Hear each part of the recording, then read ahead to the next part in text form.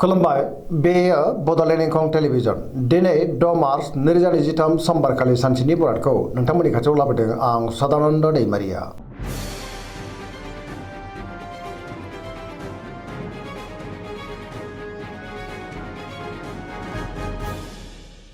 सिगां फरायनो लादों मेष राशि गिबि हांखो अ ल दिनैनि साना जोबोर मोजां गोसोखौ दिनै जोबोर गोजोननाय मोनगोन सुथुरखौ दिनै गोरलैयैनो फेजेननोबो हागोन जेरावबो आखा फाखा जागोन गुबुनजों मोजां सोमोन्दो लाखिनोबो रोंगोन बहाबा दावबायनो एबा हान्थिनो खाबु मोननो हागौ आरो मोजाङैनो हान्थिनोबो हागोन मावनो लानाय खामानिखौ थि समावनो आरो गोरलैयैनो मावफुंनोबो हागोन गोसोआ दिनै जोबोर खुसि जागोन पजिटिभ साननो रोंगोन गियाननि आंखाल जानाय नङा देहाया मोजाङै थागोन बहानिफ्रायबा मोजां खौरां फैनोबो हागौ रांखावरियाव मोजां आयाबो बांनो हागौ बेफार फालांगियाव दिनै जोबोर मोजां मुलाम्फा मोनगोन गुबुननि थाखाय गोबां मोजां खामानि मावनानै होनोबो हागोन न'खराव बिसि फिसायनि गेजेराव अनलायनाय फैगोन बिमा बिफानिफ्राय अननाय आरो बोरखौ मोननो हागौ गोसोनि बोलोआ बांगोन समाजाव बयजोंबो मान होजागोन सेंग्रा सिख्लाफ्रा जोबोर रमान्टिक जागोन आरो गोसोनि साननायखौ फोरमायलायनोबो हागोन फरायसाफ्रा दिनै फरायनायाव गोसो दुंखांगोन आरो मोजां फिथाइ मोनगोन पजिटिभ एनार्जिनि गोहोम गोग्लैनोबो हागौ धोरोमारि बिथिङाव दिनै गोसो दुंखांगोन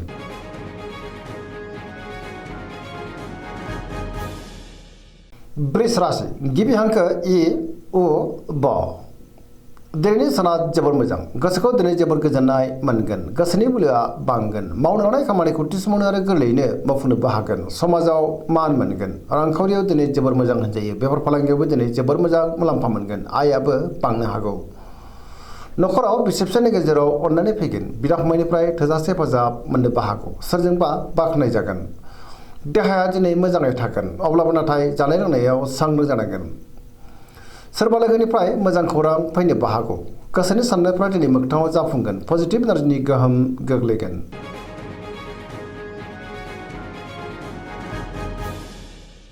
मिथुन राशि गिबि हांखो क स दिनैनि साना जोबोर मोजां पजिटिभ एनार्जिनि गोहोम गोग्लैगोन गोसोनि साननायफ्रा मोगथाङाव जाफुंनोबो हागौ गोथों आरो गोग्गो साननो रोंगोन गियाननि आंखाल जानाय नङा पजिटिभ साननो हागोन गोसोखौ दिनै जोबोर गोजोननाय मोनगोन लाइमोनफ्रा जोबोर रमान्टिक जागोन आरो गावबा गावनि गोसोनि साननायखौ फोरमायलायनोबो हागोन देहाया दिनै मोजाङै थागोन रांखावरियाव जोबोर मोजां बेफार फालांगियावबो जोबोर मोजां मुलाम्फा मोननो हागौ न'खराव बिसि फिसायनि गेजेराव अनलायनाय फैगोन समाजाव बयजोंबो मान होजागोन गोसोनि बोलोआ बांगोन मावनो लानाय खामानिखौ थि समावनो आरो गोरलैयैनो मावफुंनोबो हागोन सिगांनि बबेबा आद्रा खामानिखौबो दिनै मावफुंनो हागोन सोरजोंबा बाख्नाय जानो हागौ लाइमोनफ्रा बहानिफ्रायबा मोजां खौरां मोननोबो हागौ आरो पजिटिभ एनार्जिनि गोहोम गोग्लैगोन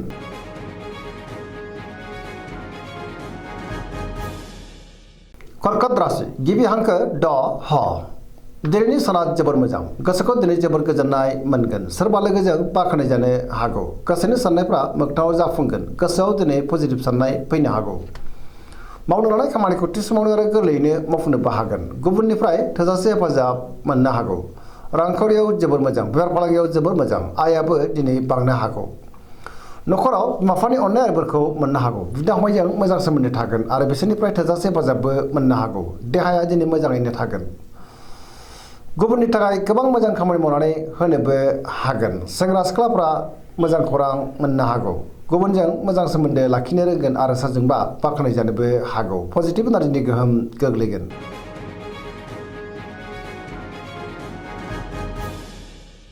सिंह राशि गिबि हांखो म ट दिनैनि साना जोबोर मोजां गोसोखौ दिनै जोबोर गोजोननाय मोनगोन गोसोनि साननाया मोगथाङाव जाफुंगोन पजिटिभ एनार्जिनि गोहोम गोग्लैनो हागौ सोरजोंबा बाख्नाय जानोबो हागौ समाजाव लोगो लेवा बांगोन बहाबा दावबायनो एबा हान्थिनो खाबु मोनगोन रांखावरियाव मोजां बेफार फालांगिबो जोबोर मोजां मुलाम्फा मोननो हागोन गुबुननि थाखाय गोबां मोजां खामानि मावनानै होनोबो हागोन गोसोनि साननायफ्रा मोगथाङाव जाफुंनो हागौ न'खराव दिनै अनलायनाय फैगोन बिदा फंबायनिफ्राय हेफाजाबखौ मोननो हागौ समाजाव दिनै मान मोनगोन गुबुननि गोसोखौ गोरलैयैनो बोनोबो हागोन देहायाबो दिनै मोजाङैनो थागोन बयजोंबो गोरोबनो रोंगोन आरो गाहाम थासारिखौ सोरजिनो हागोन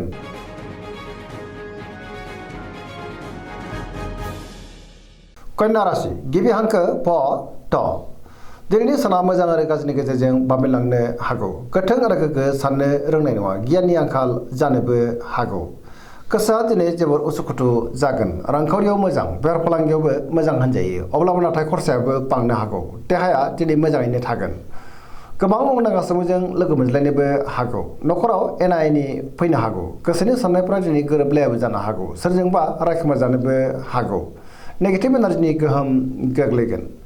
लाइमोनफ्रा दिनै जोबोर रमान्टिक जागोन आरो गावबा गावनि गोसोनि साननायखौ फोरमायलायनोबो हागोन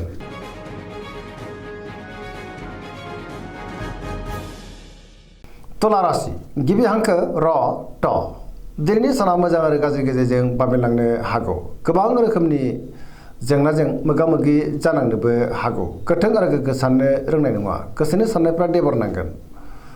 मावनो लानाय खामानिखौ थि समावनो मावफुंनो गोब्राब जागोन देहाया मोजाङै थागोन अब्लाबो नाथाय जानाय लोंनायाव सांग्रां जानांगोन रांखावरियाव दिनै जोबोद मोजां मोननो गोनांखौ मोननो हागोन न'खराव दिनै बिसि फिसायनि गेजेराव अननानै फैगोन बिदा फंबायनिफ्राय थोजासे हेफाजाबबो मोननो हागौ समाजाव बयजोंबो मान होजागोन बेफार फालांगियाव दिनै जोबोर मोजां मुलाम्फा मोनगोन गुबुननि गोसोखौ दिनै गोरलैयै बोनोबो हागोन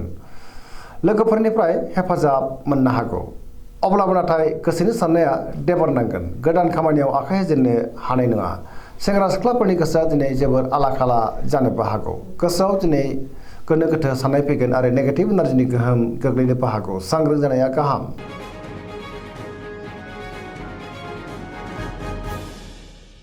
वृश्चिक राशि गिबि हांखो न स दिनैनि साना जोबोर मोजां पजिटिभ एनार्जिनि गोहोम गोग्लैगोन समाजाव लोगो लेवा बांगोन सोरबा गोजाम लोगोजों बहाबा लोगो मोनज्लायनानै गोसोआ दिनै जोबोर खुसि जागोन गोसोआव गोथों आरो गोग्गो साननाय फैगोन गियाननि आंखाल जानाय नङा मावनो लानाय खामानिखौ थि समावनो आरो गोरलैयैनो मावफुंनोबो हागोन सोरजोंबा बाख्नाय जागोन गोसोनि साननायफ्रा दिनै नाथाय देबरनांनोबो हागौ अब्लाबो नाथाय सोरनिफ्रायबा मोजां खौरां फैनोबो हागौ न'खराव अननानै फैगोन रांखावरियाव मोजां अब्लाबो नाथाय खरसायाबो बांनो हागौ बेफार फालांगियाव दिनै जोबोर मोजां मुलाम्फा मोनगोन देहाया मोजाङैनो थागोन गुबुनजों मोजां सोमोन्दो लाखिनोबो रोंगोन फरायसाफ्रा दिनै फरायनायाव गोसो दुंखांगोन आरो मोजां फिथाइ मोनगोन लाइमोनफोरा दिनै जोबोर रमान्टिक जागोन आरो गावबा गावनि गोसोनि साननायखौ फोरमायलायनोबो हागोन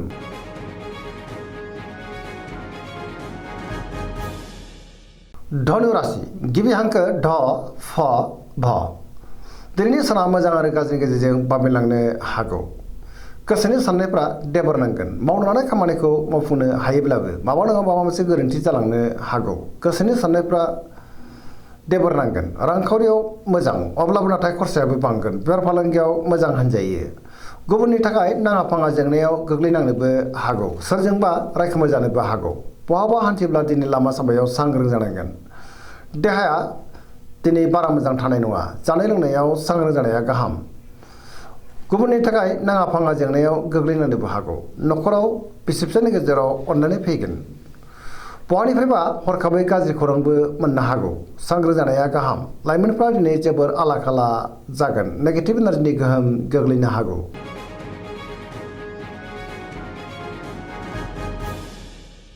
मकर राशि गिबि हांखो ख ज दिनैनि साना जोबोर मोजां गोसोनि साननाया मोगथाङाव जाफुंनोबो हागौ मावनो लानाय खामानिखौ थि समावनो आरो गोरलैयैनो मावफुंनो हागोन रांखावरियाव मोजां अब्लाबो नाथाय खरसायाबो बांनो हागौ बेफार फालांगियाव दिनै जोबोर मोजां मुलाम्फा मोनगोन गुबुनजों मोजां सोमोन्दो लाखिनोबो रोंगोन बहाबा थाङोब्ला दिनै जोबोर मोजां आरो मोजाङैनो हान्थिनोबो हागोन मोनफ्रोमबो खामानिखौनो दिनै मोजाङैनो मावफुंलांनो हागोन आरो सिगांनि बयबो आद्रा खामानियाबो दिनै मावफुंजानो हागौ गोदान खामानियाव आखाइ होजेननो हागोन न'खराव दिनै अननानै फैगोन बिदा फंबायनिफ्राय थोजासे हेफाजाब मोननो हागौ सेंग्रा सिख्लाफ्रा जोबोर रमान्टिक जागोन आरो गावबा गावनि गोसोनि साननायखौ फोरमायलायनोबो हागोन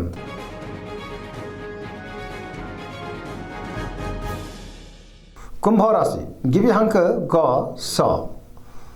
दिनैनि साना मोजां आरो गाज्रिनि गेजेरजों बाबेनलांनो हागौ गोसोखौ दिनै जोबोर उसुखुथु आरो गुलाय गुजाय मोनगोन मावनो लानाय खामानिखौ मावफुंनो हागोन अब्लाबो नाथाय माबा नङा माबा मोनसे गोरोन्थि जालांनोबो हागौ सोरबा लोगोनिफ्राय गाज्रि खौरांबो फैनो हागौ समाजाव मान मोनगोन गोबां मुंदांखा सुबुंजों लोगो मोनज्लायनोबो हागौ रांखावरियाव मोजां अब्लाबो नाथाय खरसाया बांगोन बेफार फालांगियाव मोजां होनजायो देहाया दिनै बारा मोजां थानाय नङा गोबां रोखोमनि देहायारि जेंनाजों मोगा मोगि जानांनोबो हागौ सांग्रां जानाया गाहाम न'खराव दिनै अननानै फैगोन गुबुननिफ्राय हेफाजाबबो मोननो हागौ सोरजोंबा रायखोमा जानोबो हागौ आरो नेगेटिभ एनार्जिनि गोहोमबो गोग्लैनो हागौ सांग्रां जानाया गाहाम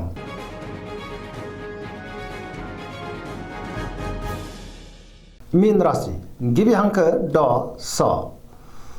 दिनैनि साना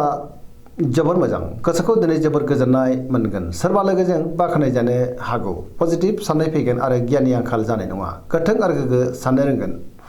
बहाबा दावबायनाय एबा हान्थिनो खाबु मोनगोन आरो मोजाङैनो हान्थिनोबो हागोन देहाया दिनै मोजाङैनो थागोन रांखावरियाव जोबोर मोजां बेफार फालांगियावबो जोबोर मोजां मुलाम्फा मोनगोन न'खराव अननानै फैगोन सोरजोंबा बाख्नाय जानो हागौ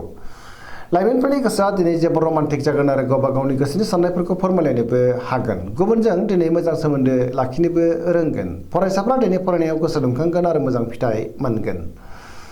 पजिटिभ साननो रोंगोन आरो पजिटिभ एनार्जिनि गोहोमबो गोग्लैनो हागौ दिनैनि राशि फरायनाया एसेनोसै जोबनायाव बेखौनो खावलायो जाहाथे नोंथांमोना सानफ्रामबो जोंनि बे बड'लेण्ड इंखं टेलिभिजनखौ नायबाय थायो आरो साबस्क्राइब खालामो लोगोसे लाइक खालामो आरो शेयार खालामो एसेनोसै गोजोन्थों।